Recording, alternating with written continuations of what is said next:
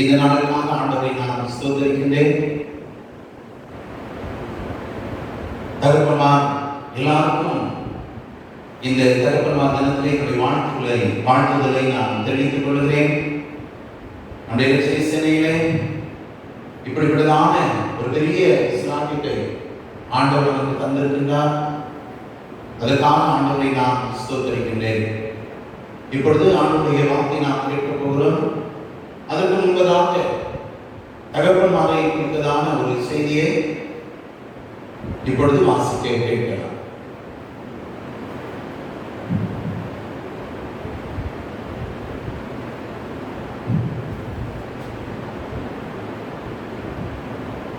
கர்த்தருடைய பரிசுத்த நாமம் மகிமைப்படுவதாக.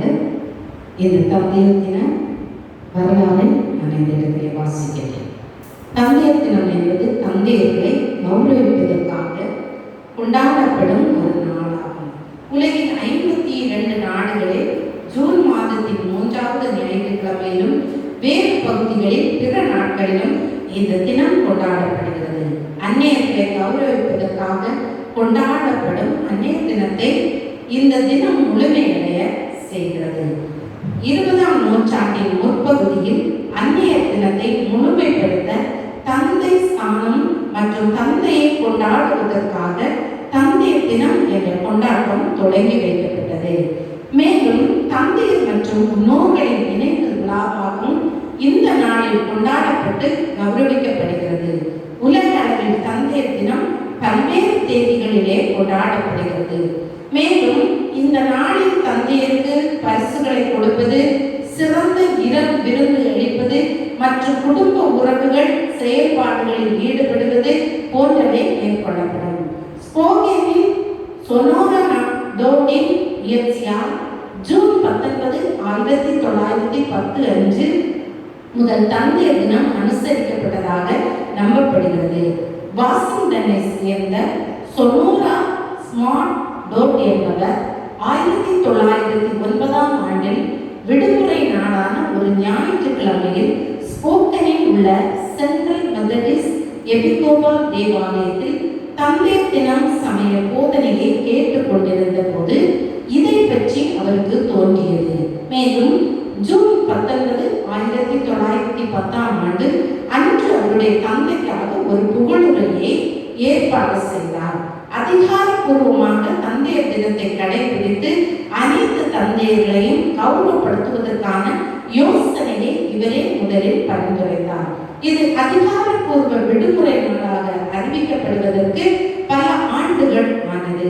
இருந்த போதும் YWCA இருந்த ஆதரவால் YMCA மற்றும் தேவாலயங்கள் போன்ற இடங்களில் இது கேலண்டர்களில் இல்லாத போதும் கொண்டாடப்பட்டது.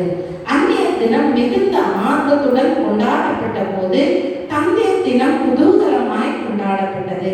தவறான காரணங்களுக்காக இதற்கான விடுமுறை நாள் மெதுவாக கவனம் பெற்றது.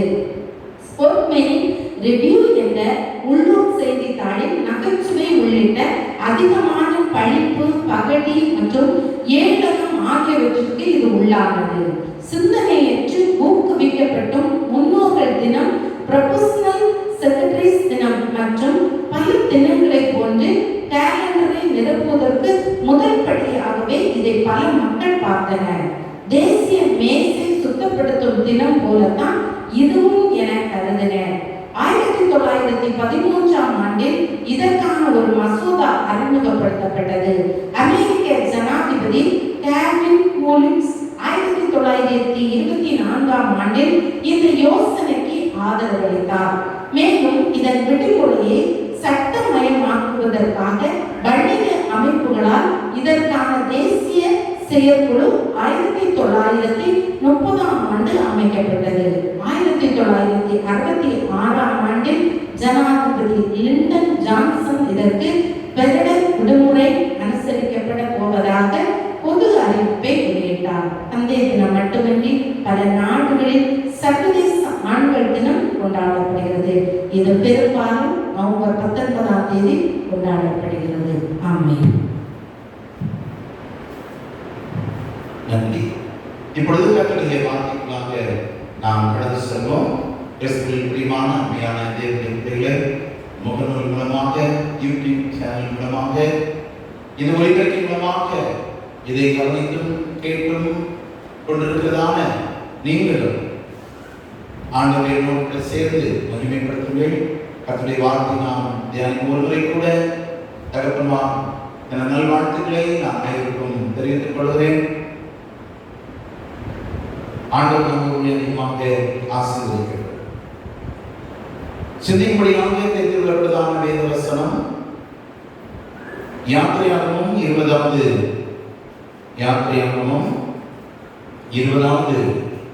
அதிகாரம்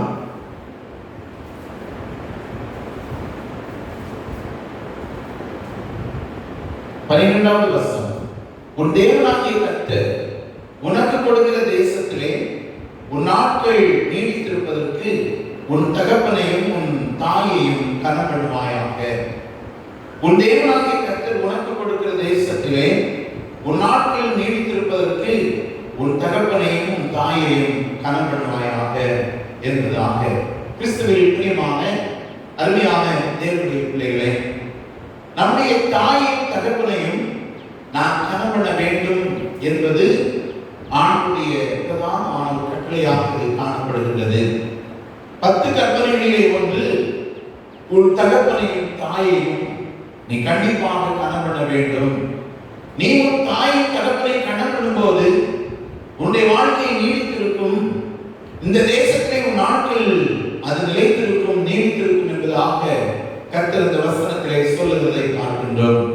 அருமையானவர்களே, ஒவ்வொரு ஆண்டும் தகப்பன்மார் தினத்தை கொண்டாடும் போது பிள்ளைகள் தங்கள் தகப்பன்மார்களுக்கு சில வெகுமதிகளை வாங்கி கொடுத்து அவர்களிடத்திலிருந்து ஆசீர்வாதங்களை பெற்றுக் கொள்கின்றார்கள், அல்லது அவர்களை கனப்படுத்தி அவர்களிடத்திலிருந்து ஆசீர்வாதங்களை பெற்றுக் கொள்கின்றார்கள். பெற்றுக்கொள்வது மாத்திரமல்ல, நம்முடைய வாழ்க்கையிலே நம்முடைய தகப்பன் யார் என்பதை நாம் புரிந்து கொள்ள வேண்டும். அநேக வேளைகளிலே நம்முடைய தகப்பன் யார் என்பதை புரிந்து கொள்ளாமல் நாம் இருக்கின்றோம். நம்முடைய தகப்பன் எப்படிப்பட்டவர் என்பதை நாம் அறியாதவர்களாக நாம் இருக்கின்றோம். நம்முடைய தகப்பன் அவரை நாம் நன்றாக அறிந்து கொண்டு புரிந்து கொண்டு அவரை கடைபிடித்துவது நம்முடைய வாழ்க்கையிலே அது சால சிறந்த ஒன்றாய் காணப்படுகிறது. இன்னைக்கு சிலர் அறியாமலே தகப்பனுடைய அன்பை அறியாதவர்களாக, தகப்பனுடைய அன்பை புரியாதவர்களாகத்தான் இன்னைக்கு இருந்து கொண்டிருக்கிற ஒரு நிலைமை நாம் பார்க்கின்றோம். எனவே கண்டிப்பாக நம்முடைய தகப்பனுடைய நிலைமை நாம் அறிந்து கொள்ள வேண்டும். நம்முடைய தகப்பன் யார் என்பதை நம்முடைய வாழ்க்கையிலே நாம் புரிந்து கொள்கிறவர்களாக, புரிந்து கொண்டு அவர்களை கடைபிடித்துகிறவர்களாக நம்முடைய வாழ்க்கையை நாம் காணப்பட வேண்டும். அருமையான தேவனுடைய பிள்ளைகளே, நம்முடைய தகப்பன் நம்முடைய வாழ்க்கையில் ஒரு உயர்வான ஒரு மனிதர் என்பதை நம்முடைய வாழ்க்கையில் மறந்து போகவே கூடாது. ஏனென்றால் நம்முடைய பேருக்கு முன்னால் ஒரு இன்சியல் தந்தவர் நம்முடைய தகப்பன். அதை நம்முடைய வாழ்க்கையில் ஒருபோதுமே நாம் மறந்துவிடவே கூடாது. தன்னுடைய பிள்ளைகள் மீது பாசமும் பரிவும் நேசமுடையவர்களாக தகப்பன்மார்கள் இன்று இருக்கின்றார்கள். எனவே தகப்பனுடைய உள்ளம் ஒரு வகுப்பறைக்கு சமமானதாக காணப்படுகின்றது. அருமையான கர்த்தருடைய பிள்ளைகளே, தன்னுடைய வீட்டுக்காக தன்னுடைய பிள்ளைகளுக்காக பல வேலைகளுக்கு கடந்து சென்று உழைக்கிறவன் தான் நம்முடைய தகப்பன் என்பதை நாம் மறந்து போகவே கூடாது. அன்பு பிள்ளைகள், தகப்பன் கொடுக்கிற அறிவுரையை புறக்கணித்து தள்ளாமல் அவரை அன்பாக ஏற்றுக்கொள்ள வேண்டும். தகப்பனை அறிவுரை மிகவும் விலையேற பெற்றவராய் காணப்படுகின்றது. எனவே நம்முடைய தகப்பனை நாம் புரிந்து கொள்ள வேண்டும். நம்முடைய தகப்பனுடைய அறிவுரை நாம் ஏற்றுக்கொள்ள வேண்டும். நம்முடைய தகப்பனுடைய அறிவுரைகளை கேட்டு அதன்படி நாம் நடக்கிறவர்களாக நம்முடைய வாழ்க்கையிலே காணப்பட வேண்டும். இன்றைய நாட்களிலே பாருங்கள், சிலர் தகப்பனை மறந்து இன்றைக்கு ஜீவிக்கிறார்கள். தன்னுடைய சொந்த தகப்பனையும் மறந்து ஜீவிக்கிறார்கள்.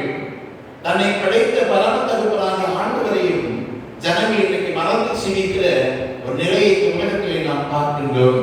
அருமையான தேவனுடைய பிள்ளைகளை, நம்முடைய தகப்பன் யார் என்பதை புரிந்து கொள்ள வேண்டும். நாம் புரிந்து கொண்டு அவர்களை கடைபிடிக்கும் போது அன்றைய ஆசீர்வாதம் நம்முடைய வாழ்க்கையிலே அது மேன்மையாக தங்கும் என்பதில் எந்த ஒரு சந்தேகம் இல்லை, அதில் எந்த மாற்று கருத்தும் இல்லை. ஒரு தகப்பனுடைய குணாதிசயங்களை பாருங்கள். ஏன் நாம் தகப்பன்மார்களை கனப்படுத்த வேண்டும் என்று சொன்னால், நம்முடைய தகப்பன் ஒரு கனத்துக்குரியவராக இருக்கின்றார், நம்முடைய தகப்பன் ஒரு மேன்மைக்குரியவராக இருக்கின்றார். நம்முடைய ஒவ்வொருடைய வாழ்வுக்கும் ஒரு அடித்தளமாக நம்முடைய தகப்பன்மார்கள் இருக்கிறபடினாலே அவர்களை நாம் கனப்படுத்த கடமைப்பட்டிருக்கின்றோம். என்னாகமம் நாம் இங்கே வாசித்த இந்த 11வது அதிகாரத்திலே, என்னாகமம் 11வது அதிகாரம் 12வது வசனத்திலே ஒரு தகப்பனை குறித்து சொல்லப்பட்டிருக்கிறது. தன்னுடைய பிள்ளையை சுமக்கிற ஒரு சுமைதாங்கி என்று சொல்லி தகப்பனை குறித்து சொல்லப்பட்டிருக்கிறதை பார்க்கின்றோம். அருமையான கர்த்தருடைய பிள்ளைகளே, ஒரு தகப்பன் தன்னுடைய பிள்ளைகளை தன் தோள் மீது வைத்து சுமக்கிற ஒரு சுமை தாங்கியாக இருக்கிறான். நம்முடைய வாழ்க்கையிலே நம்முடைய தகப்பன்மாரை ஏதோ ஒரு நிலையை நாம் பார்க்கிறோம். ஆனால் நம்முடைய தகப்பன் நம்முடைய வாழ்வின் சுமை தாங்கி என்பதை நாம் மறந்து போகவே கூடாது. பிள்ளைகள் தகப்பன் சுமக்கிறதான வேளையிலே அது அவர்களுக்கு இதமாக இருக்கிறது. சில நேரங்களிலே நாம் பார்க்கின்றோம், சிறு பிள்ளைகளை அப்படியே கரங்களிலே பிடித்து நடத்தி கூட்டி வருகின்ற தகப்பனை நாம் பார்க்கின்றோம். கொஞ்ச தூரம் இந்த குழந்தை நடந்து வந்தாலே இந்த குழந்தை சொல்லும், அப்பா கால் வலிக்கிறது என்று சொல்லி இந்த தகப்பன் என்ன செய்வார் தெரியுமா? உடனடியாக அந்த பிள்ளையை தோள் மீது தூக்கி வைத்து அந்த குழந்தையுடைய 2 கால்களும் அவருடைய நெஞ்சு பக்கத்திலே இருக்க, இந்த குழந்தையுடைய கரங்கள் அவனுடைய தலையை பிடித்து அந்த முடியை பிடித்துக் கொண்டிருக்க, இந்த குழந்தை என்ன செய்வான்? யானை மீது பவனி வருவதை போல தன்னுடைய தகப்பன் தோள் மீது இந்த குழந்தை அப்படியே கடந்து வருவான். அப்படியான அன்புக்குரிய தேவனுடைய பிள்ளைகளே, நம்முடைய தகப்பன் ஒரு சுமை தாங்கி என்பதை நாம் மறந்து போகவே கூடாது. நம்மை பல வழிகளிலே நம்முடைய வாழ்க்கையை கற்றுத் தந்தவர் அவர், நம்மை நடக்க சொல்லி தந்தவர் அவர், நம்மை நமக்கு பாடம் சொல்லி தந்தவர் நம்முடைய தகப்பன் என்பதை நாம் மறந்துவிடவே கூடாது. இன்றைக்கு அநேக பிள்ளைகள் என்ன செய்கிறார்கள் தெரியுமா? தன்னை தோள் மீது சுமந்த தகப்பனை மிதித்து தள்ளுகிற ஒரு சூழ்நிலை அவர்களை இந்த உலகத்திலே நாம் பார்க்கின்றோம். தன்னை வளர்த்த ஆளாக்கின தகப்பனை தன் தோள் மீது தன்னுடைய பிள்ளை தனக்கு ஒரு பாரமில்லை என்று சொல்லி தன்னுடைய தோள் மீது பாரமாய் தன்னுடைய பிள்ளையை சுமந்த தகப்பனை இன்னைக்கு பிள்ளைகள் வெறுத்து ஒதுக்குகிற ஒரு உலகத்திலே நாம் நீங்கள் இன்றைக்கு வாழ்ந்து கொண்டிருக்கிறோம். நம்முடைய தகப்பனை நாம் புரிந்து கொள்ள வேண்டும். அவன் ஒரு சுமை தாங்கி என்பதை மறந்து போகவே கூடாது. தன் பிள்ளைகளை சுமக்கிற ஒரு சுமை தாங்கி மாத்திரமல்ல, தன்னுடைய குடும்ப பாரங்களை சுமக்கிற ஒரு சுமை தாங்கி தான் ஒரு தகப்பன் என்பதை நம்முடைய வாழ்க்கையில மறந்து போகவே கூடாது. இதை பாருங்கள், மிதித்து தள்ளுகிறார்கள், வெறுத்து தள்ளுகிறார்கள், ஒதுக்கி தள்ளுகிற ஒரு நிலைமையை பார்க்கின்றோம். நம்முடைய தகப்பன் நம்மை சுமந்தவர் என்பதை நாம் ஒருவருமே மறந்து விடவே கூடாது. எனவே நம்முடைய தகப்பன்மார்கள் வயதாகும் போது தகப்பனை நாம் சுமக்கிற பிள்ளைகளாக நாம் காணப்பட வேண்டும். சிறு குழந்தையாக இருக்கும் போது நம்முடைய தகப்பன்மார்கள் சுமந்தார்கள் என்பதை மறந்து விடவே கூடாது. சிறுவனாய் நான் இருக்கிற பொழுது என்னுடைய தகப்பன் என்னை சுமந்தார் அல்லவா, வயதாகும் போது என்னுடைய தகப்பனை நான் சுமக்க வேண்டும் என்கிற எண்ணமுடையவர்களாக பிள்ளைகளாக நாம் நம்முடைய வாழ்க்கையிலே காணப்பட வேண்டும். இரண்டாவதாக ஒரு தகப்பனுடைய குணாதிசயம் என்று சொன்னால் தன் பிள்ளைகளுக்கு புத்தி சொல்லுகிற ஒரு ஆலோசனைக்காரன் என்று சொல்லி தேவன் சொல்கிறது. 1 தெசலோனிக்கேயர் 2வது அதிகாரத்திலே அப்போஸ்தலனாகிய பவுல் சொல்கிறார், தன் பிள்ளைக்கு புத்தி சொல்லுகிற ஒரு ஆலோசனைக்காரன் என்று சொல்லுகிற பொருள்படும்படியாக அந்த வசனத்திலே குறிப்பிடுகிறதை நாம் இங்கே பார்க்கின்றோம். 1 தெசலோனிக்கேயர் 2வது அதிகாரம் 12வது வசனம். தகப்பன் தன் பிள்ளைகளுக்கு சொல்லுகிறது போல என்பதாக இங்கே சொல்லுகிறதை பார்க்கின்றோம். ஒரு தகப்பன் தன்னுடைய பிள்ளைகளுக்கு என்ன சொல்லுவான் என்று சொன்னால் புத்தி சொல்லுவான் அல்லது ஆலோசனை கூறுவான். எனவே ஒரு தகப்பன் தன்னுடைய பிள்ளைகளுக்கு புத்தி சொல்லுகிறவனாக இருக்கின்றான், ஒரு ஆலோசனைக்காரனாக தகப்பன் பிள்ளைகளுக்கு இன்றைக்கு இருக்கின்றான். அருமையான தேவனுடைய பிள்ளைகளே, எனவே நமக்கு புத்தி சொல்லுகிற ஒரு ஆசானுடைய தகப்பன், அது மாத்திரமல்ல நமக்கு ஆலோசனை சொல்லுகிற ஒரு ஆசான் என்பதை நம்முடைய வாழ்க்கையை நாம் மறந்து போகவே கூடாது. எனவே நம்முடைய தகப்பன் எப்பொழுதுமே அவர் ஒரு உயர்ந்த இடத்தில் இருக்கிறவர் என்பதையும் நாம் சில நேரங்களில் மறந்து விடவே கூடாது என்பதை நாம் நம்முடைய வாழ்க்கையிலே நான் தெளிவுபடுத்த விரும்புகின்றேன். அருமையான கர்த்தருடைய பிள்ளைகளே, வேதத்திலே சில தகப்பன்மார்களை குறித்து நாம் பார்க்கின்றோம். அதிலே தாவீது என்கிற ஒரு சமஸ்தை இரண்டாவது ராஜாவாகிய இந்த தாவீதை குறித்து பார்க்கிறோம். இந்த தாவீது தன்னுடைய மகன் சாலோமோனுக்கு ஆலோசனையாக சில வார்த்தைகளை கூறுவதை பார்க்கிறோம். 1 ராஜாக்களின் புத்தகம் 2வது அதிகாரத்திலே 1 முதல் 9 முடிய உள்ள வசனங்களை நாம் வாசிக்கிற பொழுது 1 ராஜாக்களின் புத்தகம் 2வது அதிகாரத்திலே 1 முதல் 9 முடிய உள்ள வசனங்களை வாசிக்கிற பொழுது அங்கே சொல்லப்பட்டுள்ளது, தாவீது மரணமடையும் காலம் சமீபத்த போது அவன் தன் குமாரனாகிய சாலோமோனுக்கு கட்டளையிட்டு அல்லது புத்திமதிகளை சொல்லுகிறதை நாம் பார்க்கின்றோம். என்ன சொல்லுகிறார்? நான் உலகத்தார் யாவர் போகிற வழியை போகிறேன், நீ திறன் கொண்டு புருஷனாய் இருந்து என்ன செய்தாலும் நீ எங்கே போனாலும் எல்லாவற்றிலும் புத்திமானாய் இரு என்பதாக ஆலோசனை புத்திமதியை சொல்லுவதை பார்க்கின்றோம். ஒரு நல்ல ஒரு ஆலோசனை காரணமாக இந்த தாவீது தன்னுடைய பிள்ளையாகிய சாலோமோனுக்கு அவர் இருந்தார் என்பதாக நாம் பார்க்கின்றோம். எனவே நம்முடைய தகப்பன்மார்கள் புத்தி சொல்லுகிறவர்கள் இந்த தாவீது இந்த சாலோமோனுக்கு புத்தி சொன்னபடியினாலே, அவனுக்கு கட்டளையிட்டு ஆலோசனைகளை சொன்னபடியினாலே அவனுடைய ராஜ்யபாரம் திடப்பட்டது, அவன் நல்லாட்சி செய்தான் என்பதாக வேதம் சொல்லுகின்றது. அது மாத்திரமல்ல, 1 சாமுவேல் 2வது அதிகாரம் 22வது வசனத்திலிருந்து 25 வரை உள்ள வசனங்களை வாசிக்கிற பொழுது ஏலி தன்னுடைய பிள்ளைகளுக்கு அங்கே புத்தி சொல்லுவதை பார்க்கின்றோம். உங்களை குறித்து நான் முன்னே விதமாய் நான் கேள்விப்படுகின்றேன், உங்களை குறித்து ஒருவரும் சரியாய் சொல்லவில்லை, உங்களை குறித்து தவறுதலாக சொல்லுகிறான், எனவே நீங்கள் இப்படி நடக்கலாம் நான் என்று சொல்லுகிற நிலையிலே தன் பிள்ளைகளுக்கு அவன் புத்தி சொல்லுவதை அங்கே பார்க்கிறோம். அருமையான தேவனுடைய பிள்ளைகள், எப்படியான ஒரு தகப்பன் அவன் புத்தி சொல்லுகிற ஒரு புத்தியையும் ஆலோசனை கொடுக்கிற ஒரு ஆசானாக ஒரு பிள்ளை நமக்கு இருக்கிறான். அருமையான தேவ பிள்ளைகள், எனவே நம்முடைய தகப்பனுடைய குணாதிசயம் புத்தி சொல்லுகிற அல்லது ஆலோசனை சொல்லுகிற ஒரு குணாதிசயமாக அது காணப்படுகிறது. 3வதாக பார்க்கிறதான பிள்ளைகளை தன்னுடைய பிள்ளைகளை சிக்ஷித்து திருத்துகிற ஒரு குணாதிசயம் படைத்தவன் தான் இந்த தகப்பன். அருமையான தேவ பிள்ளைகளை, பிள்ளைகள் மீது கரிசனை உடையவன், பிள்ளைகள் மீது அன்புள்ள ஒரு தகப்பனாக இந்த தகப்பன் இருக்கின்றான். தன் பிள்ளைகளை சிக்ஷித்து அவன் திருத்துகிறான் என்பதாக நீதிமொழிகள் 3வது அதிகாரம் 12வது வசனத்தை வாசிக்கின்ற பொழுது, தகப்பன் தான் நேசிக்கிற புத்திரனை சிக்ஷிக்கிறது போல என்பதாக சொல்லப்பட்டிருக்கிறது. தகப்பன் தன்னுடைய பிள்ளைகளை நேசிக்கிறபடினாலே தான் அவன் சிக்ஷிக்கிறான். எனவே ஒரு தகப்பன் என்பவன் பிள்ளைகளை சிக்ஷித்து நல்ல வழியை நடத்துகிறவனாக இருக்கின்றான். எபிரேயர் 12வது அதிகாரத்திலே எபிரேயர் 12வது அதிகாரம் 7வது வசனத்தை நாம் வாசிக்கிற பொழுது அங்கே சொல்லப்பட்டிருக்கின்றது.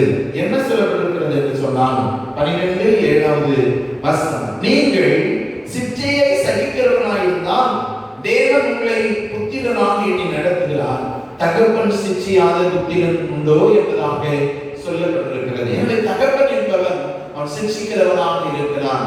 எதற்காக ஒரு தகப்பன் தன் பிள்ளையை சிக்ஷிக்கிறான் என்று சொன்னால், அவன் கெட்டு போக வேண்டும் என்பதற்காக அல்ல, அவன் அழித்து போக வேண்டும் என்பதற்காக அல்ல, அவன் துன்மார்க்கனாய் போக வேண்டும் என்பதற்காக அல்ல, அவன் மாண்டு போய்விட வேண்டும் என்பதற்காக அல்ல.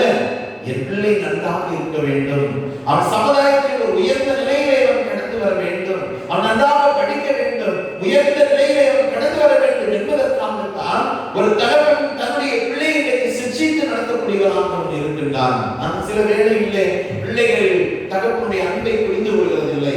எப்பொழுது பார்த்தாலும் என் தகப்பன் என்னை பேசுகிறார், என் தகப்பன் என்னை அடிக்கிறார், என்னுடைய தகப்பன் என்னை எண்ணி நகையாடுகிறார் என்று சொல்லி தகப்பனை நெருங்குகிறவர்களாக அநேக பேர் இன்றைக்கு காணப்படுகிறார்கள். பிள்ளைகளே, நம்மை நம்முடைய தகப்பன் கண்டிப்பதும் நம்முடைய தகப்பன் நம்மை கண்டிப்பதும் நம்முடைய எதிர்கால வாழ்வுக்கு என்பதை நாம் மறந்து போகவே கூடாது.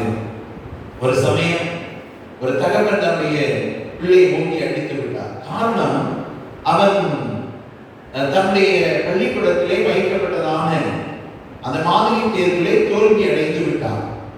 எனவே அவனுடைய தகப்பன் வீட்டுக்கு வந்த போது, நீ ஏன் தோல்வி அடைந்தாய், ஏன் படிக்கவில்லை என்று சொல்லி பிறப்பை எடுத்து அவனை அடித்து விட்டார். அவன் அவனமாக அழுது கொண்டு தன்னுடைய படுக்கையிலே போய் படுத்துக் கொண்டான். இரவிலே சாப்பிடவில்லை. அப்பொழுது நடிகர்களே தகப்பன் தன்னுடைய பணியை முடித்து வருகிறதான வேளையிலே வந்து தன்னுடைய பிள்ளையை கேட்டான் மனைவியிடத்திலே.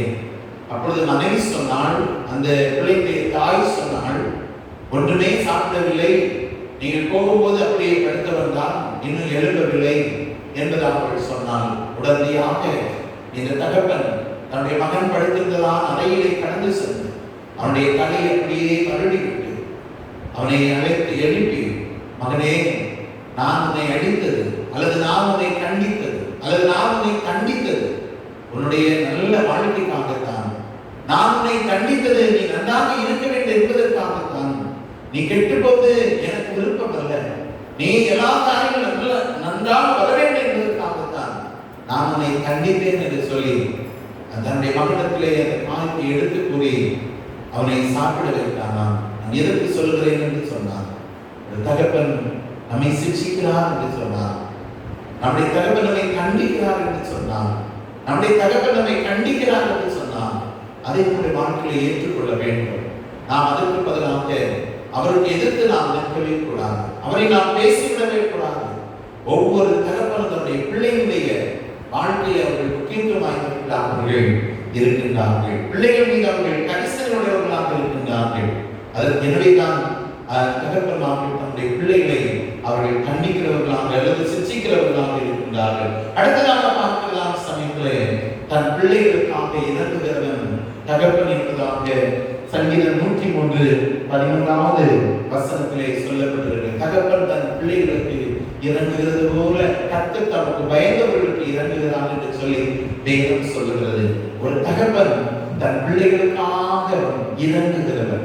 ஒரு தகப்பன் தன்னுடைய பிள்ளைகளுக்காக மனதுருக்கம் உடையவர். ஒரு தகப்பன் என்பதை மறந்து போகவே கூடாது. அருமையான கர்த்தருடைய பிள்ளைகளே, எப்படி நம்முடைய தாய் ஒரு இரக்க குணம் படைத்தவராக இருக்கிறாளோ, எப்படி நம்முடைய தாய் ஒரு மனதுருக்கம் படைத்தவராக இருக்கிறாளோ, எப்படி நம்முடைய ஆண்டவர் ஒரு மனதுருக்கம் நிறைந்தவராக இருக்கிறாரோ, அதை போல நம்முடைய தகப்பனும் கூட ஒரு இரக்கம் நிறைந்தவர் என்பதை நாம் மறந்து போகவே கூடாது. சில நேரங்களிலே நமக்காக இறங்குகிறவர் நம்முடைய தகப்பன்.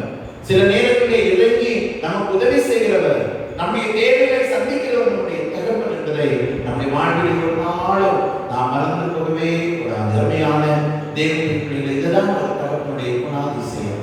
நம்முடைய தகப்பனுடைய குணாதிசயம் இதுதான். அவர்கள் நம்மை பகைத்தாலும் அல்லது நம்மை வெறுத்தாலும் அவர்கள் நம்மை நேசிக்கிறவர்களாகத்தான் எப்பொழுதும் இருக்கின்றார்கள். அருமையான தேவனுடைய பிள்ளைகளே, எனவே இந்த தகப்பனுடைய தினத்திலே நம்முடைய தகப்பன்மார்களை நாம் புரிந்து கொள்வது மிக அவசியமாக இருக்கிறது. ஒரு தகப்பனுடைய குணத்தை நாம் அறிந்து கொள்ள வேண்டியது மிக அவசியமாக இருக்கிறது. எனவே இவையெல்லாவற்றையும் அறிந்து பார்த்துதான், இவையெல்லாவற்றையும் வாழ்க்கையை புரிந்து கொண்டுதான் நம்முடைய தகப்பன்மார்களை நாம் கனப்படுத்துகிறவர்களாய் நம்முடைய வாழ்க்கையை நாம் இருக்க வேண்டும். அதே சமயத்திலே தகப்பன்மார்கள் செய்ய வேண்டிய காரியத்தை வேதம் நமக்கு சொல்லுகிறது. வேதத்தை நாம் வாசிக்கிறதான வேளையிலே நாம் அநேக தகப்பன்மார்களை நாம் இங்கே பார்க்கின்றோம். யோபுடைய புத்தகம் 1வது அதிகாரத்தை நாம் பார்க்கிறதான வேளையிலே அங்கே யோபு என்ற ஒரு தகப்பனை குறித்து நாம் பார்க்கின்றோம். 1வது அதிகாரம் 5வது வசனத்திலே பாருங்கள், தன்னுடைய பிள்ளைகளை அவர் பரிசுத்தப்படுத்துவதை பார்க்கின்றோம். தன்னுடைய பிள்ளைகளை பரிசுத்தப்படுத்துவதாக ஒரு உன்னதமான ஒரு தகப்பன் இந்த யோபு. இந்த 1வது அதிகாரம் 5வது வசனத்திலே சொல்லப்பட்டிருக்கிறது, விருந்து செய்கிற அவர்களுடைய நாள்களை முடிகிற போது யோபு ஒருவேளை என் குமாரர் பாவம் செய்து தேவனை தங்கள் இருதயத்திலே தூசித்திருப்பார்கள் என்று சொல்லி அவர்களை அழைத்து அனுப்பி பரிசுத்தப்படுத்தினான் என்பதாக இங்கே சொல்லப்பட்டிருக்கிறது. அவர்கள் விருந்து நடைபெறுவதான வேளையிலே என் பிள்ளைகள் ஒருவேளை பாவம் செய்து அவர்கள் தேவனை தம்முடைய இருதயத்திலே தூசித்திருப்பார்களோ என்று சொல்லி இந்த யோபு தம்முடைய வாழ்க்கையை அவர் நினைத்து என்ன செய்கிறார்? அந்த பிள்ளைகளை அழைத்து அனுப்பி அவர்களுடைய இரக்கத்தின்படியாக சர்வாங்க தகனங்களை அவர் செலுத்துவார் என்பதாக இங்கே சொல்லப்பட்டிருக்கிறது. தன் பிள்ளைகள் பாவம் செய்து விட்டார்களோ, ஒருவேளை இந்த விருந்து செய்கிற நேரத்திலே என் பிள்ளைகள் தேவனை தூசித்து விட்டார்களோ என்று சொல்லி இந்த தகப்பன் இந்த பிள்ளைகளுக்கு அக்கறை கொண்டு தேவ சமூகத்திலே சர்வாங்க தகனங்களை அவன் செலுத்தினான் என்பதாக பார்க்கிறோம். தன் பிள்ளைகள் கெட்டு போகக்கூடாது, தன் பிள்ளைகள் பாவம் செய்துவிடக்கூடாது, தன்னுடைய பிள்ளைகள் துர்மார்க்கமாய் போய்விடக்கூடாது, தன்னுடைய பிள்ளைகள் தேவனை தூசித்து விடுவதற்காக என்பதிலே அதிக அக்கறையுடையவராக இந்த யோகி என்ற தகப்பன் இருந்தார் என்பதாக பார்க்கிறோம். அருமையான அன்பு தகப்பன்மார்களே, இன்னைக்கு நாம் எப்படிப்பட்ட தகப்பன்மார்களாக நாம் இருக்கின்றோம்? இந்த யோகுவை போல நம்முடைய பிள்ளைகளை சரிவரப்படுத்துகிற தகப்பன்மார்களாக நாம் இருக்கிறோமா? நம்முடைய பிள்ளைகளை நல்ல வழிபடுத்துகிறதான தகப்பன்மார்களாக இந்த உலகத்திலே நாம் ஜீவிக்கிறோமா என்பதை ஒரு தினம் நாம் எண்ணி பார்க்க வேண்டும். இன்றைக்கு இந்த யோகி என்கிற தகப்பனை போல நம்முடைய பிள்ளைகளை பரிசுத்தமாக்குகிற தகப்பன்மார்களாக நாம் வாழ்வதற்கு நம்மை நாம் ஒப்பு கொடுப்போமாக. இரண்டாவதாக பார்க்கிறதான வேளையிலே தன் மகனுக்காக காத்திருந்ததான ஒரு தகப்பனை குறித்து லூக்கா 15வது அதிகாரம் 20வது வசனத்திலே பார்க்கின்றோம். தன் மகனுக்காக காத்திருந்ததான இளைய குமாரனுடைய தகப்பனை நாம் இந்த லூக்கா 15வது அதிகாரம் 20வது வசனத்திலே நாம் பார்க்கின்றோம். இந்த தகப்பனுக்கு 2 குமாரர்கள் இருந்தார்கள். அதிலே இளைய குமாரன் தன்னுடைய ஆஸ்தியினுடைய அந்த பங்கை கேட்டு வாங்கி தூரமான இடத்திற்கு சென்று அதை துர்மார்க்கமாக அவன் செலவழித்து போட்டான். எல்லாம் அவனுடைய கையிலே தீர்ந்த போது ஒன்றுமில்லாத நிலைமை வந்ததான சமயத்திலே அவன் தன்னுடைய இல்லத்திற்கு அவன் கடந்து வருகின்றான். அவனுக்கு எந்த வேறு வழியும் இல்லை. இனி தகப்பன் வீட்டை தவிர வேறு எந்த ஒரு மாற்றமும் இல்லை என்கிற நிலையிலே தகப்பனுடைய இடத்துக்கு நேராக கடந்து வருகின்றான். இந்த தகப்பனை பார்க்க தன்னுடைய எந்த மகனுடைய வரவுக்காக இந்த தகப்பன் காத்திருந்தாரோ அந்த மகனுடைய வரவை தூரத்திலே கண்டு இந்த தகப்பனோடு சென்று அவனை இருக கட்டி அணைத்து முத்தம் செய்து அவனை வரவேற்றான் என்பதாக அணைத்துக் கொண்டான் என்பதாக 20வது வசனத்திலே நாம் பார்க்கின்றோம். எழுந்து புறப்பட்டு தன் தகப்பனத்திலே வந்தான். அவன் தூரத்தில் வரும்போது தகப்பன் அவனை கண்டு மனதுருகி ஓடி அவன் கழுத்தை கட்டிக்கொண்டு அவனை முத்தம் செய்தான் என்று சொல்லப்பட்டிருக்கிறது. அருமையான தேவனுடைய ஒரு நல்ல தகப்பனை நாம் இங்கே பார்க்கின்றோம். தூரமாய் போய்விட்டான், என்னுடைய பந்தியை விட்டு அவன் போய்விட்டான், என்னுடைய வீட்டை விட்டு அவன் போய்விட்டான், அவனை ஒரு நாளும் திரும்பி வரமாட்டானா என்று சொல்லி ஏங்கிக் கொண்டிருந்தான் இந்த தகப்பன். என் பிள்ளை வந்துவிட மாட்டானா, என்னுடைய மகன் தூரத்துக்கு போய்விட்டானே, அந்த தூரமான இடத்திலிருந்து திரும்பி என்னுடைய இடத்துக்கு அவன் வரமாட்டானா என்று சொல்லி இந்த தகப்பன் ஏங்கி தவித்துக் கொண்டிருந்தான். அருமையான தேவ பிள்ளைகளே, எவ்வளவு ஒரு மனதுருக்கம் இந்த தகப்பனுடைய வாழ்க்கை, ஒரு மனதுருக்கம்.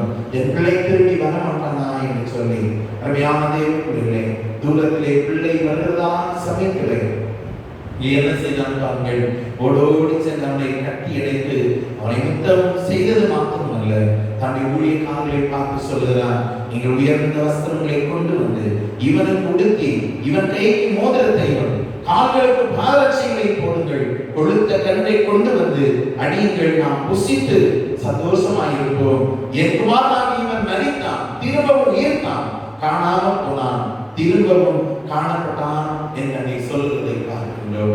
மனதிற்கும் இதுதான் அருமையான பிள்ளைகளே, கெட்ட வழியே என் மகன் போய்விட்டான், அந்த கெட்ட வழியை விட்டு என் மகன் திரும்பி வரமாட்டானா என்று சொல்லி ஆதரவுடையவனா இந்த தகப்பன் இருந்தான்.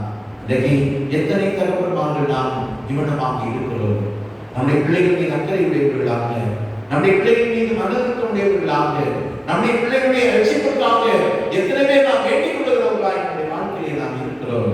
இந்த தகப்பனை போல இந்த தகப்பன் வார்த்தையிலே நாமும் மாற வேண்டும் என்று சொல்லி ஆண்டவர் விரும்புகின்றார். அது மாத்திரமல்ல, அடுத்ததாக பார்க்கிறதான சமயத்திலே தன்னுடைய குடும்பத்தில் ஏற்பட்ட பிரச்சனைகளை தீர்த்து வைத்ததான ஒரு தகப்பன். நாங்கள் ஆதியாகமம் 35:1 முதல் 5 வரை வசனங்களை வாசிக்கிற பொழுது யாக்கோபுடைய குடும்பத்தை நாம் அங்கே பார்க்கின்றோம். அவருடைய குடும்பத்திலே ஒரு பெரிய ஒரு போராட்டம், பெரிய ஒரு பிரச்சனை. பிள்ளைகள் கொலைக்காரர்களாய் மாறி போய்விட்டார்கள், குடும்பத்திலே பிரச்சனை ஏற்பட்டு விட்டது. அவனுக்கு இதோ இருந்த ஒரே மகள், 12 ஆண் பிள்ளைகளும் ஒரு பெண் மகளும். தீனான் தேசத்தின் பெண்களை பார்க்கும்படியாய் கடந்து சென்று தன்னுடைய கற்பை இழந்து போனான்.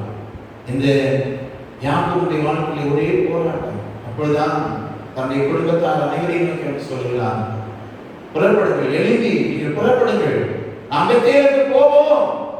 எனக்கு நேரிட்ட நாளிலே, எனக்கு துன்பம் நேரிட்ட நாளிலே எனக்கு உதவி செய்த ஆண்டவருக்கு நாம் இதோ பலி செலுத்த நாம் கடந்து செல்வோம் என்பதாக நம்முடைய குடும்பத்தாரை அங்கே பிரச்சனைகளை தீர்ப்பதற்கு அவனை அழைக்கிறதை நாம் பார்க்கின்றோம். நாம் எழுந்து பெத்தேலுக்கு போவோம், எனக்கு ஆபத்து நேரிட்ட நாளில் என் விண்ணப்பத்திற்கு உத்தரவு அருளி செய்து நான் நடந்த வழியில் என்னோடு இருந்த தேவனுக்கு அங்கே ஒரு பலிபீடத்தை உண்டாக்கும் என்று சொல்லி தன் பிள்ளைகளை குடும்பத்தை அழைக்கிறதை பார்க்கின்றோம். வேண்டும். தேவனுக்கு பலி செலுத்த வேண்டும். இந்த பிரச்சனைகள் எல்லாம் மாற வேண்டும். நம்முடைய குடும்பத்திலே சந்தோஷம் நிலவ வேண்டும். நம்முடைய குடும்பத்திலே மகிழ்ச்சி நிலவ வேண்டும். நம்முடைய குடும்பத்தில் ஏற்பட்டிருக்கிற இந்த பூகம்பம் மாற வேண்டும். நம்முடைய குடும்பத்தில் இருக்கிற இந்த பிளவு நீங்க வேண்டும். நம்முடைய குடும்பத்தில் இருக்கிற பிரிவினை மாற வேண்டும். நம்முடைய குடும்பத்தில் இருக்கிற பிரச்சனைகள் எல்லாம் உயர்ந்து போக வேண்டும். எனவே எழுதி நீங்கள் வாருங்கள், பெத்தேலுக்கு போவோம் என்று சொல்லி தன் குடும்பத்தை யாக்கோபு நடத்துவதை பார்க்கிறோம். ஒரு நல்ல தகப்பனை நாம் பார்க்கிறோம். பிள்ளைகளை இன்னைக்கு வீட்டுக்கு வீடு வாசற்படி இருக்கிறதை போல சண்டை இல்லாத குடும்பங்கள் எங்கேயுமே இல்லை. எல்லா குடும்பங்களும் சண்டை சச்சரவுகள் இருக்கத்தான் செய்கிறது. ஆனால் யாக்கோபை போல ஒருமுகப்படுத்துகிற தகப்பனாய் நாம் இருக்கிறோம். சில வீடுகளில் பாருங்கள், ஒரு பிள்ளைக்கு தாய் சப்போர்ட் பண்ணுவார்கள், ஒரு பிள்ளைக்கு தகவல் பண்ணுவார்கள். எனவே அங்கே பிரிவினை பிரச்சனைகள் வருகின்றது. அருமையான கர்த்தருடைய பிள்ளைகளே, தாயும் தகப்பனும் பிள்ளைகளுக்கு பிரச்சனையுடையவர்களாக நாம் இருந்து விடவே கூடாது. நாம் நம்முடைய குடும்பத்திலே, நம்முடைய வாழ்க்கையிலே நம்முடைய பிள்ளைகளை ஒருமுகப்படுத்துகிறவர்களாய், பிரச்சனைகள் வந்தாலும், போராட்டம் வந்தாலும், குழப்பங்கள் வந்தாலும் நம்முடைய பிள்ளைகளை ஒருமுகப்படுத்துகிற தகப்பனாய், தாயாய் நம்முடைய வாழ்க்கையை நாம் காணப்பட வேண்டும். இந்த யாக்கோபு ஒரு நல்ல தகப்பனாக இருந்தார் என்பதாக பார்க்கிறோம். இந்த தகப்பனார் தினத்திலே இந்த யாக்கோபை போல, யோபுவை போல நீங்கள் இந்த இளையகுமாரனுடைய தகப்பனை போல வாழ்க்கையில் நல்ல தகப்பனாக நீங்கள் இருப்பதற்கு ஒரு தீர்மானம் செய்யுங்கள். அது மாத்திரமல்ல, யோசுவா 24 அதிகாரம் 15 வசனத்தை பாருங்கள். இங்கே ஒரு நல்ல தகப்பனை நாம் பார்க்கிறோம். தன் வீட்டார் அனைவரையும் தன்னை சுற்றி இருந்ததான எல்லா ஜனத்தாரையும் கர்த்தருக்குள் நடத்துகிற ஒரு தகப்பனாய் இருந்தார். நீங்கள் வீடுகளில் சென்று வாசித்து பாருங்கள். நீங்கள் யாரை சேவிப்பீர்கள்? நானும் என் வீட்டார் போம் என்றால் கர்த்தரையே சேவிப்போம் என்று சொல்லி, நானும் என் வீட்டார் ஆண்டவரை சேவிப்போம். நீங்கள் யாரை சேவிப்பீர்கள் என்று சொல்லி கர்த்தருக்குள்ளாக ஒரு கூட்டத்தை நடத்துகிற ஒரு தகப்பனை, ஒரு கூட்டத்தை ஆண்டவருக்குள்ளாக கொண்டு வருகிற ஒரு தகப்பனாக யோசுவாவை நாம் பார்க்கின்றோம். நாம் எப்படி இருக்கின்றோம்? நம்முடைய பிள்ளைகளை கர்த்தருக்குள்ளாக நாம் நடத்துகிறோமா? ஆண்டவருக்குள்ளாக நாம் நடத்துகிறோமா? அது உலகத்திற்குள்ளே நடத்துகிறதான தகப்பனாக நாம் இருக்கிறோமா? உலக பிரகாரமான வழிகளிலே நடத்துகிற ஒரு தகப்பனாக இருக்கிறோமா?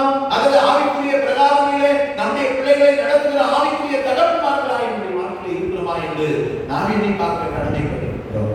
இந்த யோசுவா தன் வீட்டார் அனைவரையும் மாற்றவில்லை, தன்னை சுற்றி இருந்த ஜனங்களையும் ஆண்டவருக்குள்ளாக நடத்துகிற ஒரு தகப்பனாக இருக்கிறது. எனவே தகப்பன்மார்கள் செய்ய வேண்டிய காரியம் இதுதான்.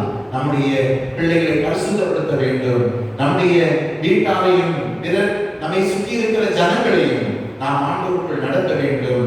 மகளுக்காக, பிள்ளைகளுடைய எதிராக ஆசீர்வாதங்களுக்காக, பிள்ளைகளுடைய மனதிருப்பதற்காக, பிள்ளைகளுடைய மனமாற்றத்திற்காக ஏற்றி தவிக்கிற தகப்பன்மார்களாக நம்முடைய வாழ்க்கையில நாம் இருக்க வேண்டும். குடும்பத்திலே ஏற்படுகிற பிரச்சனைகளை இதோ ஒருமுகப்படுத்தி அந்த பிரச்சனைகளை எல்லாவற்றைக்கு அவர்களை ஒன்று சேர்க்கிற தகப்பன்மார்களாக நம்முடைய வாழ்க்கையை நாம் காணப்பட வேண்டும். அதே வேளையிலே தகப்பன்மார் தினத்திலே பிள்ளைகள் செய்ய வேண்டிய கடமைகளும் உண்டு. அல்லேலூயா, அல்லேலூயா. தகப்பன் செய்ய வேண்டிய காரியங்களும் உண்டு, பிள்ளைகள் செய்ய வேண்டிய காரியங்களும் உண்டு. பிள்ளைகள் செய்ய வேண்டிய காரியங்கள் என்று சொன்னால் முதலாவதாக வேதம் சொல்கிறது, என்ன செய்ய வேண்டுமா? தகப்பனை நாம் கனப்படுத்த வேண்டும் என்பதாக சொல்லப்பட்டிருக்கிறது. அருமையான கர்த்தருடைய பிள்ளைகளை முதலாவது நம்முடைய வாழ்க்கையில நம்முடைய தகப்பனை நாம் கனப்படுத்த வேண்டும். நாம் அவர்களை கனவீனப்படுத்தவே கூடாது. நம்முடைய வாழ்க்கையில ஒருபோதும் நாம் அவர்களை கனவீனப்படுத்துகிற பிள்ளைகளாக நாம் இருந்து விடவே கூடாது. நம்ம சில நேரங்களில் அவர்களை பார்த்து ஏன் என்னை பெற்றீர்கள் என்று அவர்களை எதிர்த்து நாம் கேட்கிறோம். நம்முடைய தகப்பனை பார்த்து நாம் கேட்கிறோம், ஏன் என்னை பெற்றெடுத்தீர்கள் என்று சொல்லி, என்னை கொண்டிருக்கலாம் என்று சொல்லி சில நேரங்களில் நமக்கு பிரச்சனைகள் வருகின்ற பொழுது நம்முடைய தகப்பனாரை நாம் எதிர்த்து நிற்கிறோம். தேவன் சொல்லும், தகப்பனை நீ கனப்பட்ட என்பதா? எதற்காக கனப்படணுமா? ஒரு நாட்கள் இந்த உலகத்திலே நீடித்திருப்பதற்கு, உன்னுடைய வாழ்க்கை ஆசீர்வாதமாக இருப்பதற்கு, உன்னுடைய வாழ்க்கை சந்தோஷமாக இருப்பதற்கு நீ தாயை தகப்பனை கனப்படணும். இந்த உலகத்தில் பாருங்க, நம்முடைய அன்பு தெய்வத்துக்கு பிற்பாடு நம்முடைய தாய் தகப்பன் முக்கியத்துவம் வாய்ந்தவர்களாக இருக்கின்றார்கள். அவையான அன்புக்குரிய தேவ பிள்ளைகளே, யார் யாரெல்லாம் உலகத்திலே தகப்பனை கனப்படுத்தலையோ அவங்க வாழ்க்கை கடந்துள்ளார், நிச்சயமாய் கடந்துள்ளார். யாரெல்லாம் தன்னுடைய தாயின் தகப்பனை கனப்படுத்தவில்லையோ, யார் யாரெல்லாம் தன்னுடைய வாழ்க்கையில தன்னுடைய தாய் தகப்பனுக்கு முக்கியத்துவம் கொடுக்கவில்லையோ அவருடைய வாழ்க்கை ஒரு முக்கியத்துவம் நிறைந்ததா இருக்கவே இருக்காது. எனவே நாம் கனப்படுத்துகிற பிள்ளைகளாக நம்முடைய வாழ்க்கையிலே காணப்பட வேண்டும். இரண்டாவதாக நம்முடைய தகப்பனுக்கு நாம் செவி கொடுக்க வேண்டும். நீதிமொழிகள் 23 சொல்லப்பட்டிருக்கிறது. 22வது வசனத்தை வாசிக்கிற பொழுது அங்கே என்ன சொல்லப்பட்டிருக்கிறது என்று சொன்னால், நீதிமொழிகள் 23:22 வசனம் என்ன சொல்லுகிறது என்றால், உன்னை பெற்ற தகப்பனுக்கு நீ செவி கொடு. அல்லேலூயா. உன்னை பெற்ற தகப்பனுக்கு நீ என்ன செய்யணும்? செவி கொடுக்கணும். அப்பா சொல்ற வார்த்தை கேட்கணும். அவர் சொல்ற வார்த்தைக்கு செவி கொடுக்கணும். நம்முடைய தகப்பனுக்கு செவி கொடுப்பதன் மூலம் நம்முடைய வாழ்வுக்கு ஏதோ உயர்வு வரும். நம்முடைய வாழ்க்கையில உயர்வு வரணும்னா என்ன செய்யணும்? நம்ம அப்பாவுக்கு நம்ம செவி கொடுக்கணும். அது மாத்திரமல்ல, இருதயத்திலும் வாழ்க்கையிலும் சந்தோஷம் பெறுமா. ஒரு பிள்ளை தன்னுடைய சொந்த தகப்பனுக்கு, தன்னை பெற்றெடுத்த அன்பு தகப்பனுக்கு அவன் செவி கொடுக்கும் போது அவனுடைய வாழ்க்கையில் உயர்வு வருமாம், அவனுடைய வாழ்க்கையிலே சந்தோஷம் பெறுமாம். இல்லையா? எனவே இந்த உலகத்திலே ஒரு பிள்ளை ஒரு தகப்பன் மூலமாய், ஒரு தாய் மூலமாய் இந்த உலகத்திலே பெற்றெடுத்து வளர்த்து ஆளாக்கப்பட்ட ஒரு பிள்ளை அவன் தன்னுடைய வாழ்க்கையிலே அவன் ஆசீர்வாதமாக இருக்க வேண்டும் என்று சொன்னால், அவனுடைய வாழ்க்கையிலே உயர்வு வர வேண்டும் என்று சொன்னால், அவனுடைய வாழ்க்கையிலே சந்தோஷம் பெருக வேண்டும் என்று சொன்னால், தன்னுடைய சொந்த தகப்பனுக்கு அவன் செவி கொடுக்கிற ஒரு பிள்ளையாக இருக்க வேண்டும்.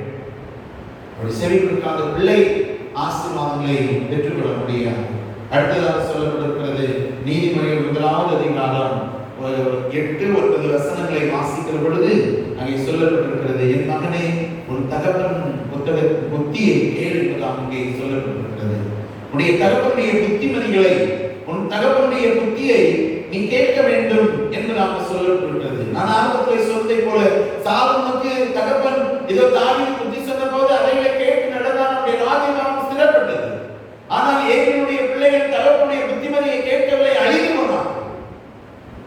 தகப்பன் புத்தியை நாம் கேட்கிற பிள்ளைகளாக நாம் இருக்க வேண்டும் என்பதாக வேதம் சொல்கிறது. அடுத்ததாக பார்ப்போம் என்றால், லேவியராகமம் 19வது அதிகாரம் 3வது வசனம் சொல்கிறது, தகப்பனுக்கு பயந்து இருக்க வேண்டும். எத்தனை பேர் நாம் தகப்பன்மார்களுக்கு இன்னைக்கு பயப்படுகிறோம்? இன்னைக்கு தகப்பன்மார்களுக்கு பயப்படாத பிள்ளைகள் நிறைய பேர் இருக்கிறாங்க. தகப்பனை கண்டு ஒரு பயமே இல்லாத ஒரு வாழ்க்கை. சில குடும்பங்களை நீங்க பார்ப்பீங்கன்னு சொன்னா, தகப்பன் தூரத்தில் வந்தா பிள்ளைங்க அப்படியே ஓடி அம்மா பக்கத்துல போய் ஓடிச்சுடுவாங்க.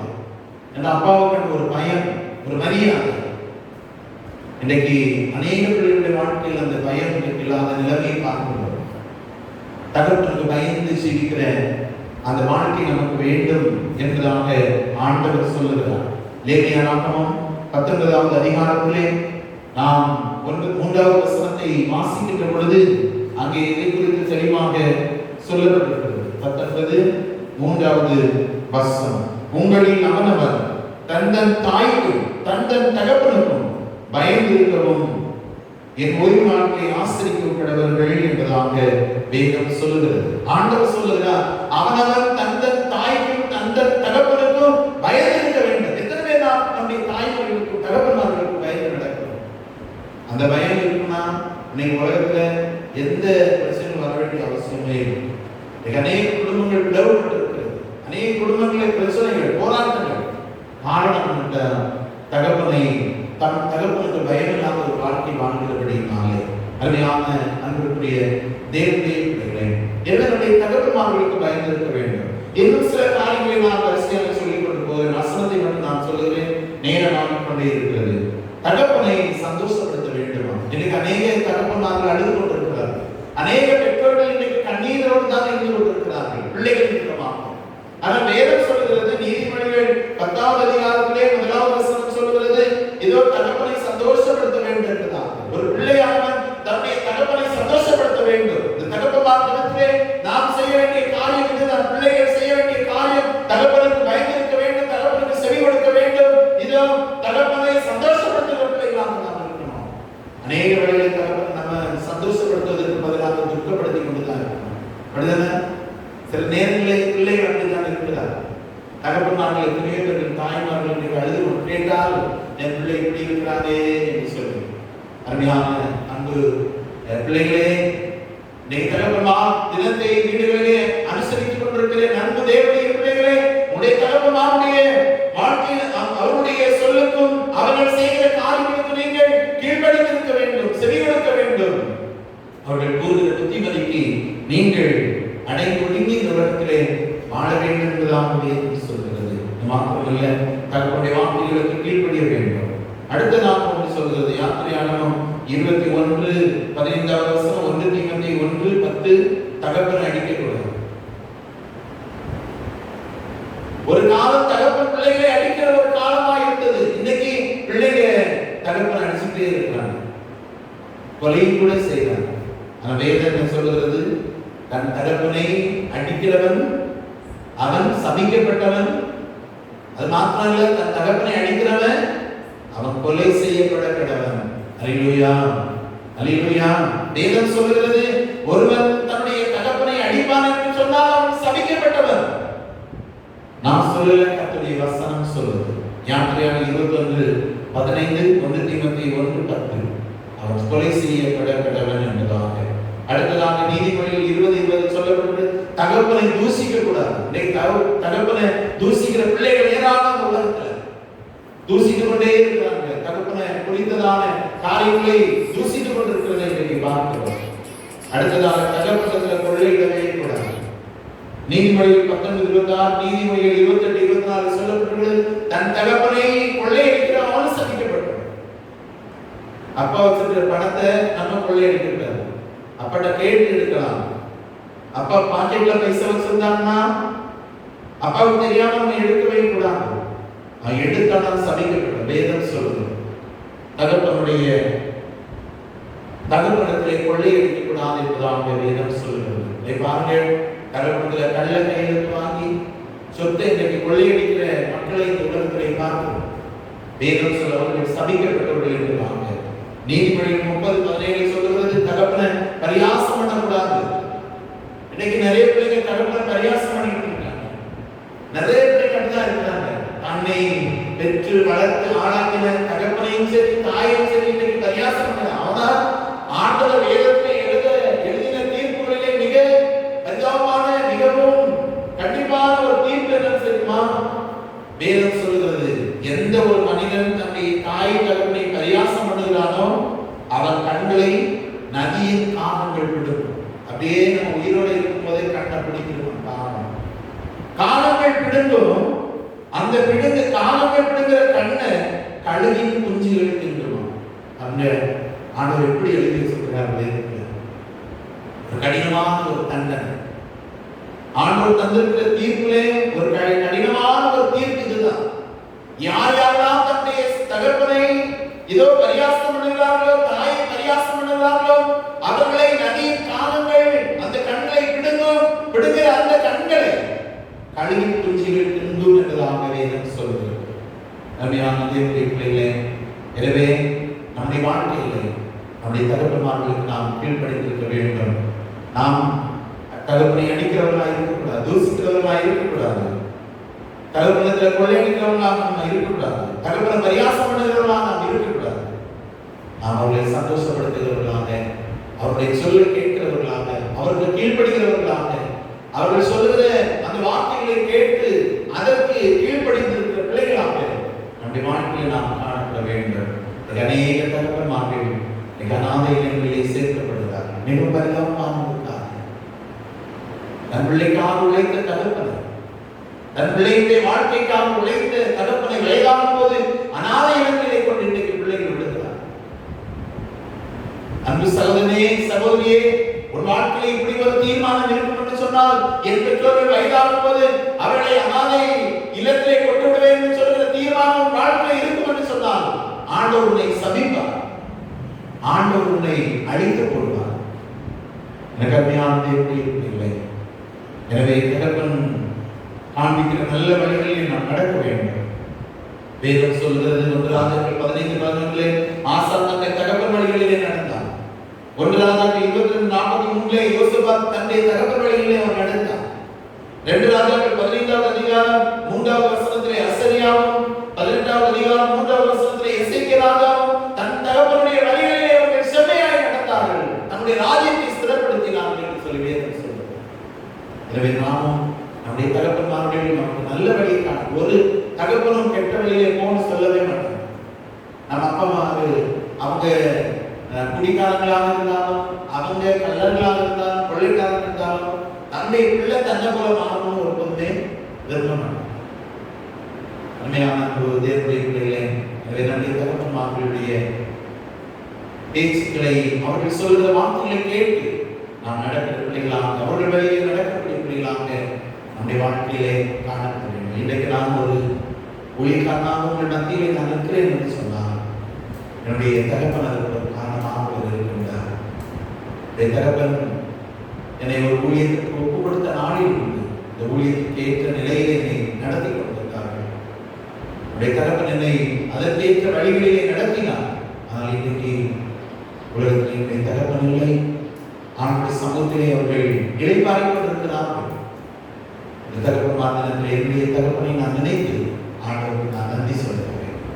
இந்த நாளில் இந்த வேளையிலே ஆண்டுடைய சமூகத்திலே ஆண்டவரை துதித்துக் கொண்டிருக்கிறார். இந்த வார்த்தையை கேட்டுக் கொண்டிருக்கிற நீங்கள் பிள்ளைகளாக நீங்கள் தகப்பனுடைய வார்த்தைகளுக்கு நீங்கள் கீழ்ப்படிந்து நான் இங்கே சொன்ன அந்த வார்த்தைகளை நீங்கள் செய்யுங்கள். அதே போன்று நல்ல தகப்பனார்களான பிள்ளைகளுக்கு நீங்கள் நடந்து கொள்ளுங்கள்.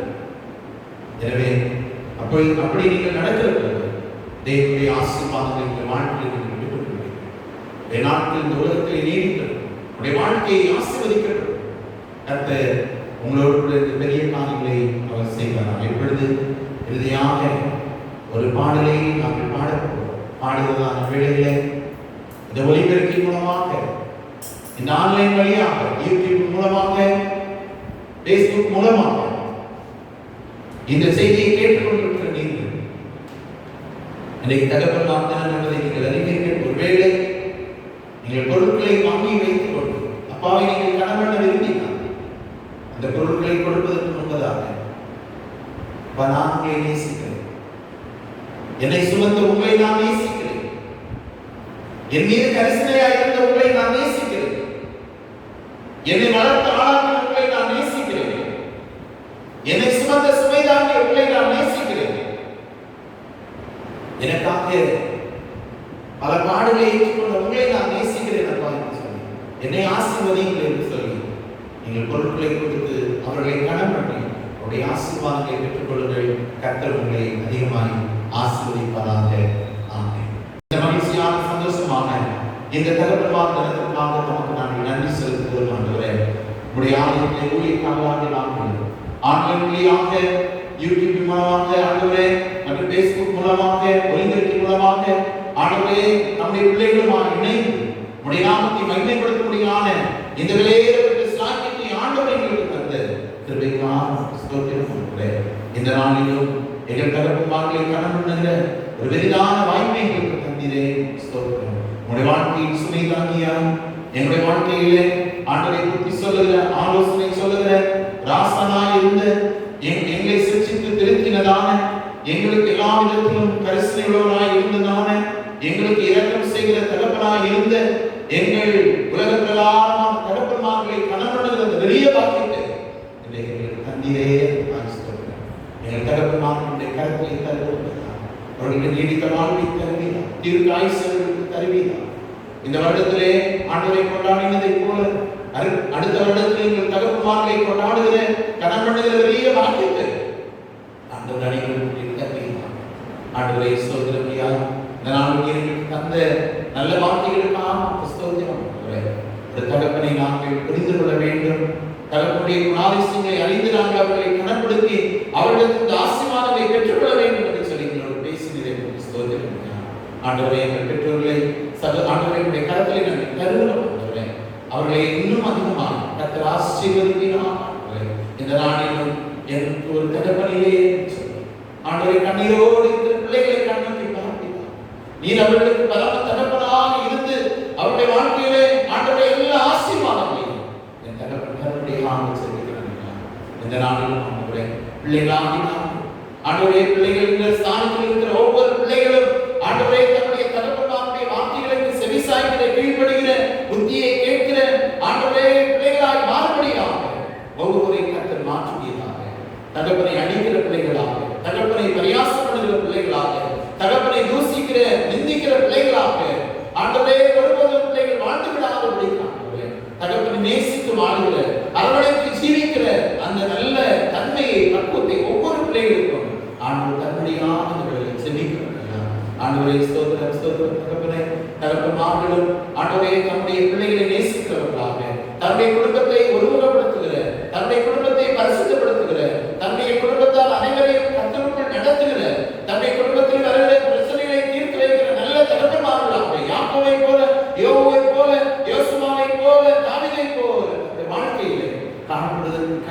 கொடுத்து செய்வீர்கள். இந்த வேளையிலும் ஆண்டவரே நன்மையான திருச்சபைக்காக, திருச்சபை குடும்பங்களுக்காக, இந்த திருச்சபை விட்டு தூரமான இடங்களிலே அயல் தேசங்களில் இருக்கிற பிள்ளைகளுக்காக செபிக்கிறோம். இந்த நாளை அவர்களுக்கு ஆசீர்வதித்து தந்திரே அதற்காக சொல்கிறேன்.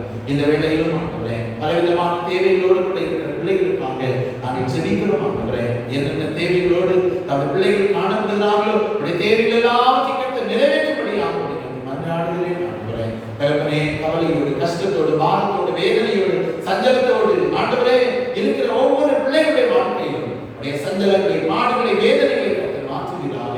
நோயிலிருந்து விடுதலையை, பேயிலிருந்து விடுதலையை, சாபத்திலிருந்து விடுதலையை, பாவத்திலிருந்து விடுதலையை ஒவ்வொரு பிள்ளைகளுக்கும் ஆண்டவருக்கு கட்டளையிடுவீராக. ஆண்டவரே கொரோனா வைரஸினாலே பாதிக்கப்பட்ட நிலைமையில் இருக்கிற பிள்ளைகளுக்காக செபிக்கிறோம். ஆண்டவரே அவர்களை தொட்டு சுகமாக்குவீராக. கொரோனா பாதிப்பு நிமித்தமாக ஆண்டவரே இந்த உலகத்தை விட்டு கடந்து போயிருக்கிற பிள்ளைகளுக்காக செபிக்கிறோம். குடும்பங்களுக்காக நாங்கள் செபிக்கிறோம். குடும்பங்களை ஆறுதல்படுத்தி, தேர்தல் படுத்தி, குடும்பத்திலே சமாதானத்தை ஆண்டவர் கட்டளையிடுவீராக. சமாதானத்தின் தேவன் தங்கள் பிள்ளைகளை ஆளுகை செய்யும்படியாக இந்த வேளையில் செபிக்கிறேன். இந்த கிராமத்திலிருந்து ஆண்டவரை பல்வேறு இடங்களில் ஊழியர்களை செய்து கொண்டிருக்கிற ஊழிய பிள்ளைகளை கர்த்தர் ஆசீர்வதிப்பீராக. ஊழியர்களை, குடும்பங்களை கர்த்தர் ஆசீர்வதிங்க. ஆண்டவரே இந்த திருச்சபையினுடைய லோக்கல் கிறிஸ்தவர்களுக்காக, இந்த சபை அங்கமாயிருக்கிற எல்லா குடும்பங்களுக்காக நன்றி. எல்லாரையும் கர்த்தர் ஆசீர்வதிப்பீராக. ஆண்டவரே ஊழியம் செய்கிற அடியார்களை, குடும்பத்தை கர்த்தர் ஆசீர்வதிப்பீராக. உங்களுடைய பிரசன்னம் எங்கள் அனைவரோடு கூட இருக்கட்டும். ஆண்டவரே திருமணத்திற்காக ஆயத்தப்படுகிற பிள்ளைகளுக்கு நல்ல திருமண வாழ்வை கர்த்தர் ஏற்படுத்துங்க. கர்ப்பஸ்திரீகளை ஆசீர்வதிங்க. ஏற்ற காலத்தில் விடுதலை கொடுங்க.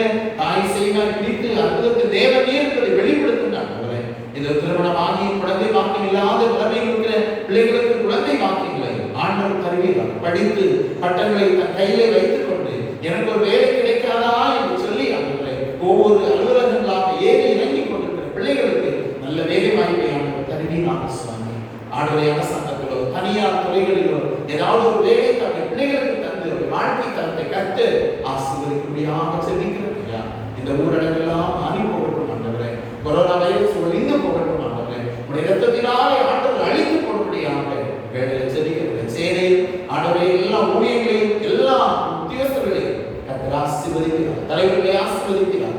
தேசத்தை ஆளுகிற தலைவர்களை கர்த்தர் ஆசீர்வதிக்கிறாங்க. தொடர்ந்து பிரசன்னம் எங்கள் அனைவரோடு கூட இருக்கட்டும். நடக்க சொல்லுங்க. கூடவே பெரிய காரியங்களை செய்யுங்க. ஆசீர்வதிங்க. இயேசுவின் நாமத்தில் ஜெபிக்கிறேன் நல்ல பிதாவே.